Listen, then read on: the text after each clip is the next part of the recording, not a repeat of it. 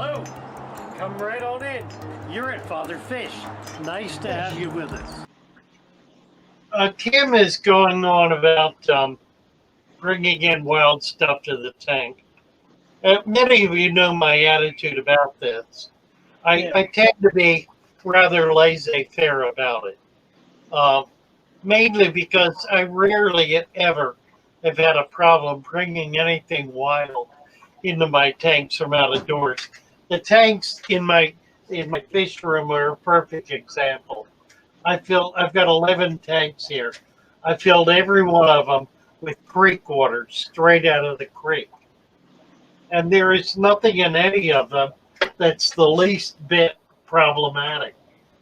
I even went out, I've got 6 vats outside, which I'm going to have to do a video of.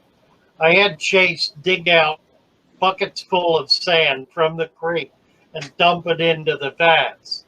So that's my substrate.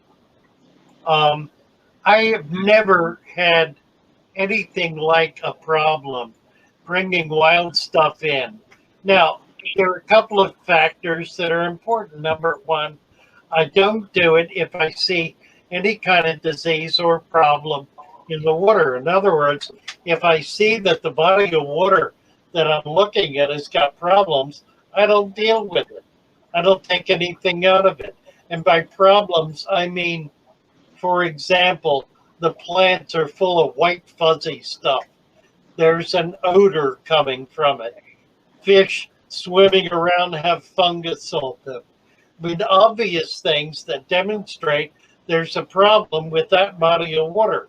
If it looks clean and it's healthy and there's no odor and the fish are swimming normally and they're busy and active, and it's not discolored in some way, red or blue or whatever, I'll take it and use it.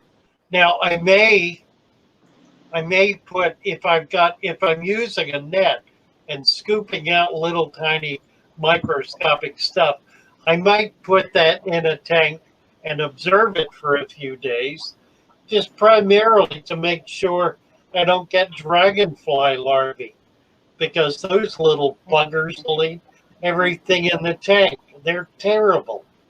Yeah. But barring that, unless it's foul or unless it's obviously diseased, you're not going to have a problem with it. But you do have to apply common sense, and you have to observe. You have to apply observational skills. So you need to look at it. You need to pay attention to what you're doing. You need to study it a bit. And if you need to study it a little longer, then do it. If you need to set it up in a tank and watch it for a day or two, do that. I've been doing this since I was a kid. So I have a kind of an automatic response to clean, healthy water. When I see it, I know it, I take it, I use it. I never have a problem with it. But by the same token, I don't take water out of a body that has any kind of thing that makes me uncomfortable, that is smelly or discolored or has a slime on it, or where the plants are dying or the fish are floating or there's dead fish laying on the bank. Nothing like that. I don't take anything out of a body of water like that, because you're just asking for trouble. But Right. by and large, nature preserves itself and maintains healthy environments. Don't assume that because something is wild, it's sick. That's obtuse. That's absurd. That's ridiculous. Nature is not of and by itself sick.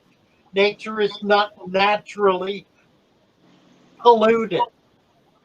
The natural environment is naturally wholesome and healthy. So you want to make sure that's true, and 90% of the time it's going to be true. Do not panic about taking anything out of the wild. If you need to study it for a while, by all means do so. But don't be afraid to do it. It will bless your tank. It will improve the diversity of your little biosphere. It'll make it a far more desirable, far more alive, far more animated system than you would otherwise have. Is that enough? I think that was a good one. Well, I hope you found something you've never seen before. Have a great day. Nice to have you with us. Come on back.